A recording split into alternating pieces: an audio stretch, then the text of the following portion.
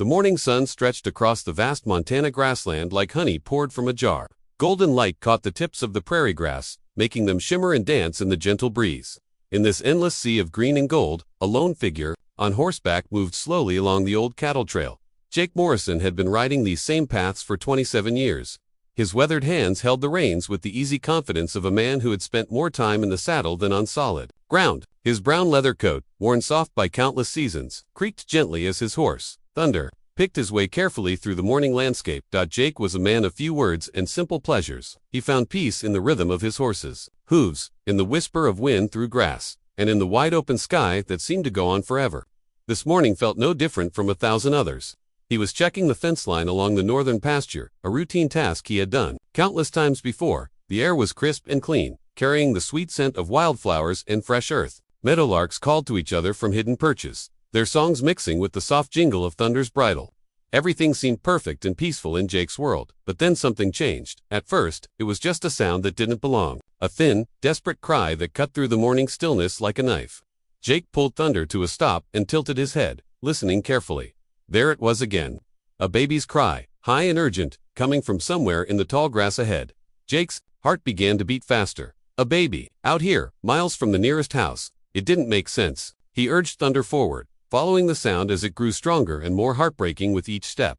The crying led him to a small clearing, where the grass had been flattened in a rough circle. There, lying on a faded blue blanket, was a tiny baby. The child couldn't have been more than a few months old, with soft brown hair and red tear-stained cheeks. The little one was crying with the desperate hunger that only a truly famished child could produce. Jake dismounted quickly, his boots hitting the ground with a soft thud. He looked around the clearing, searching for any sign of the baby's parents, but there was no one. No car, no camp, no footprints leading away. Just this beautiful, hungry child lying alone in the middle of nowhere. Easy now, little one, Jake whispered, his voice gentle and calm. Easy now. But as he knelt down beside the baby, he noticed something that made his breath catch in his throat. Lying curled up next to the blanket was a small, shaggy dog. The animal was perfectly still, and Jake could see immediately that she was gone. The dog's fur was matted and thin, showing the signs of a hard life spent protecting her most precious charge. The pieces of the story began to fall into place in Jake's mind. This dog had somehow found or rescued this baby. Maybe from a car accident, maybe from some other tragedy. The loyal animal had carried the child to this safe spot and had stayed with the baby until her own strength gave out. Even in her final moments, she had positioned herself as a windbreak, trying to keep the little one warm. Jake felt his throat tighten with emotion. He had seen many things in his years on the range, but nothing had touched his heart quite like this scene of loyalty and love. The baby's cries were getting weaker now, and Jake knew he had to act quickly. Without hesitation, he shrugged out of his brown leather coat.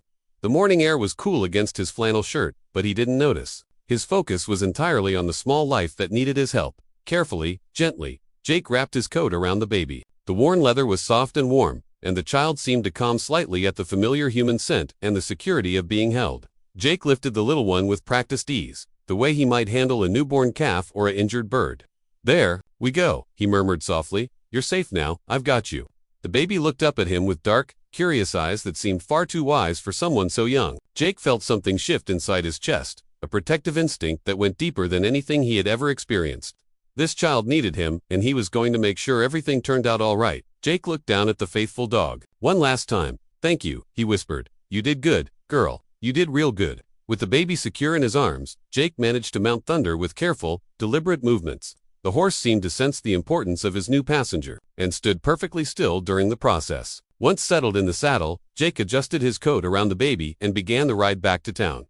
The journey to Millfield took nearly an hour, but Jake didn't mind the slow pace. He found himself talking softly to the baby, pointing out red-winged blackbirds and explaining the different types of wildflowers they passed. The child seemed to listen, those dark eyes focusing on Jake's face with surprising attention. See those mountains way off there? Jake said, nodding toward the distant peaks. Those are the Rockies. Been standing there longer than anyone can remember, steady and strong, just like you're going to be. By the time they reached town, word had somehow spread about Jake's unusual passenger. People lined the main street, their faces full of curiosity and concern. Dr. Sarah Chen, the town's physician, was waiting outside her clinic with open arms. Jake Morrison, she called out with a smile. Looks like you've found yourself quite a treasure. Jake dismounted and carefully handed the baby to Dr. Chen. The child started to fuss at being separated from the warmth of Jake's coat, but the doctor's gentle hands soon provided comfort. It appears to be healthy, Dr. Chen said after a quick examination. Hungry, certainly, but in good condition considering the circumstances. You did the right thing, bringing her straight here, Jake asked, surprised at how much the simple word meant to him. Oh yes, definitely a little girl. And a strong one, from the looks of it. Over the next few days, the story of Jake's rescue spread throughout the county. Sheriff Williams investigated but found no reports of missing children. Social services began the process of finding the baby a proper home. But Jake found himself visiting the clinic every day, sometimes twice a day. He would sit in the rocking chair by the window, holding the baby while Dr. Chen worked. He brought toys from the general store and soft blankets from his own home. When the little girl smiled for the first time, it was while looking up at Jake's weathered face. You know, Dr. Chen said one afternoon, watching Jake feed the baby with practiced care, she could use a permanent home, someone who already loves her. Jake looked up, hope and uncertainty warring in his eyes. I'm just an old cowboy, Doc. What do I know about raising a baby? You know about protection, Dr. Chen replied. You know about loyalty. You know about love sometimes. That's all it takes. 3 months later, the adoption papers were signed. Jake Morrison, confirmed bachelor and dedicated cowboy, became the legal father of Emma Rose Morrison.